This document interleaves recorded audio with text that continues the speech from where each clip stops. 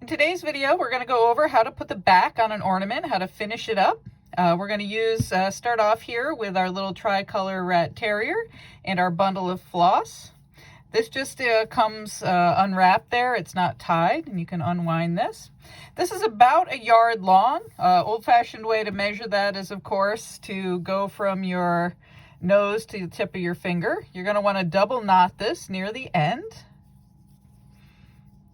Get our knot in there. Second knot. The knot will at times pull through the felt if you tug too hard, which is why I go with a double knot. Better be safe than sorry. All right, so we get our double knot on there, come all the way to our end. I used to do these using multiple pieces of floss, but I found that it took me more time to have to change out the floss than to just use one big long piece. If you're interested in seeing how to change out your floss, the horse pillow videos have that process in there. So let's get our needle threaded, and you're going to want to pull this through a fair way because you've got this really long piece here, so make your tail pretty long. I have probably 1.5 feet worth of tail here. Then you're going to take your front piece and line it up with your back piece. Your starting point really doesn't matter. I usually start down in this kind of lower area here. I figure if I start at the top or bottom, the eye is going to be drawn to that. If I do it a little bit off center, I think it's going to draw less attention to it. Whether that's true or not, I don't know, but that's always been my theory. So how you start this when you want to put the back on the ornament is you want to come through your 2 layers and put your needle through the front. And where you put that needle through, that's going to establish how big your stitch is going to be as you go around. So let's bring that needle, and you're going to pull your floss all the way through. And then tuck in your little tail. You don't want your tail to be too long in this case, particularly with a dark piece of floss. It's possible that you would see it through the front.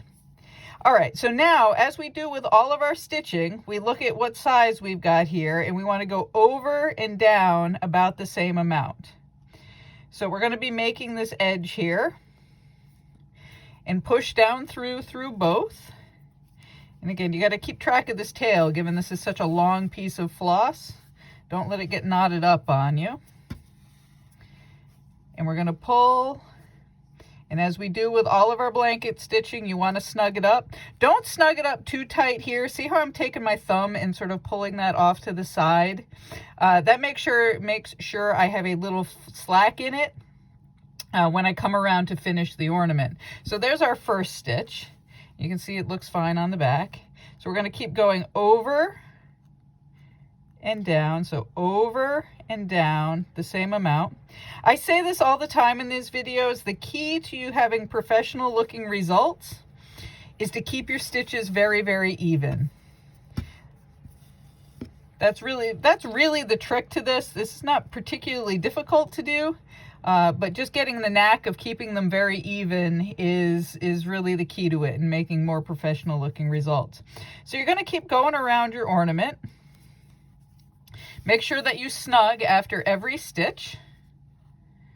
So see, I've now got 3 little stitches there. And you're going to continue all the way around the edge of this ornament. And through the magic of television, I already have this little black and tan dachshund 3/4 or 7/8 of the way stitched around. So you want to just leave like a little 1-inch opening here. And that's going to leave you room to take your little floss, your stuffing, fiberfill. And you're going to stuff it in there. Now, I try not to stuff these too much. You don't want to make them look like big plump ravioli.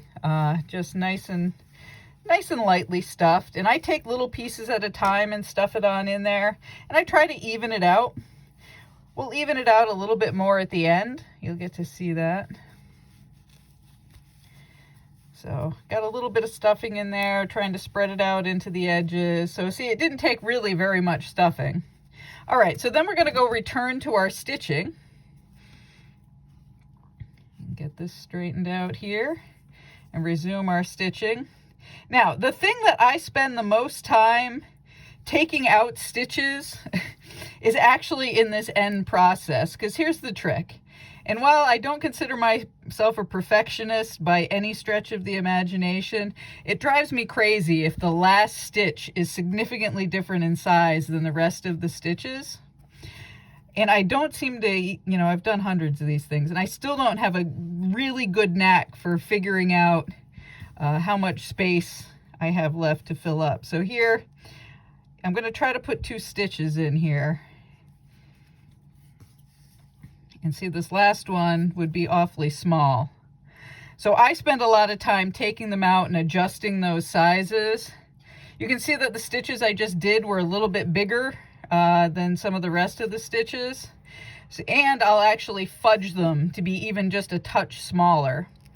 So I'll actually take out the stitches that I just did. And I know this seems like a crazy process, but I'm showing it to you because don't be too proud to take out your stitches if they're not even the way that you'd like them to be.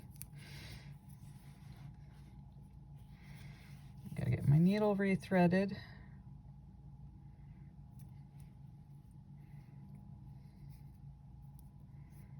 Which I dare anybody to do while they're standing here on video. All right, there we go. All right, so I'm gonna fudge my way along here. And I can see my previous dots. So I'm actually going to go a little bit smaller than the dots that I had before, because I know I ended up with too small of a space for my last stitch. So going a little bit smaller than my previous dots.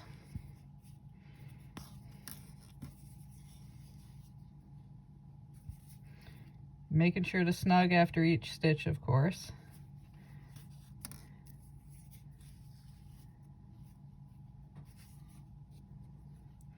My floss has gotten a little bit funky here, but I'm not going to worry about it. All right, so see, now I did that kind of fudging back, and now I have a much better spacing on this final stitch here.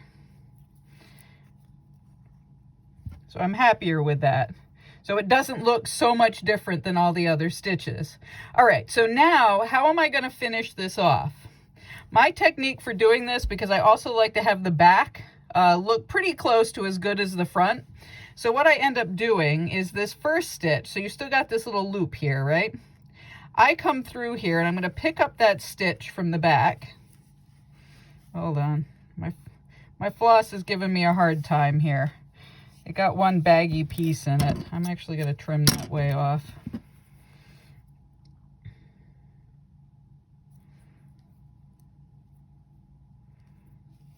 All right, so here we are. See, if you don't keep them nice and even when you pull it through, you end up with that weird baggy bit there. All right, so here I am. I'm coming through this first little loop, and I'm just going to snug this up so that they look pretty even. And then I'm going to hold this in place with my thumb, a little bit back further, and I'm going to come through the back. So right here, I'm going to catch through both pieces, and I actually come through the edge of that front stitch. I'm going to pull this through, then I'm going to catch the loop. All right, so I've come through the front and I've got this loop here, and I'm going to come through that loop and I'm going to snug that up. That's actually making your knot. And then I'm going to take the remainder of my floss, because see, right now, the way we did that, we don't have the line on the back. I'm going to take the remainder of my floss and come down through here. So I'm going to stick it in right equal with my other stitches. And don't stick it through the front. You don't want to do that. Just stick it into the fiber fill in the middle, and then stick your needle back up and come through the back there. And then pull out your tail. If you pull a little pressure on it when you go to cut it, when you cut it off, it's going to disappear right into the back of that ornament. So now you see that our fill has got kind of this gap where we had filled up our ornament. I take my needle and I go and I pull the fiber fill out towards the edge of the ornament to make sure it's all nice and even. There's still a little gap down here. So there we have that gap. Now that looks pretty good on the back. I take a look at the front. Front's looking pretty good. Maybe a little bit, not enough fill there. I'm going to take my needle, pull it down. And there we have our little black and tan dachshund. Now the last thing that you need to do is, in your kit you have an extra piece of thread for this. You may have enough left from doing your sewing that you don't need to take the extra piece of thread. You're going to take that and thread it up again.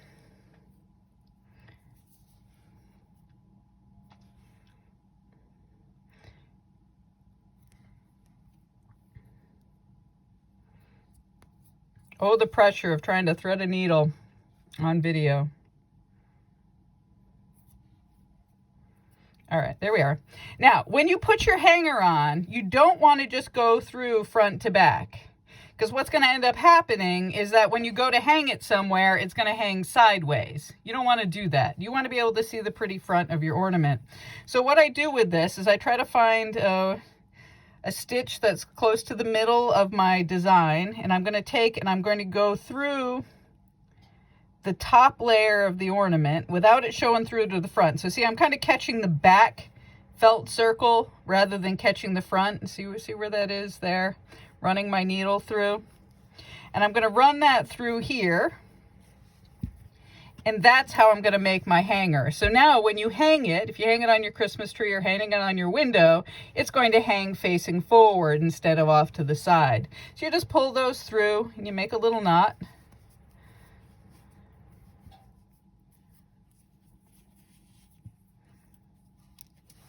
Trim your ends, and there you go. Finished ornament, all ready to go.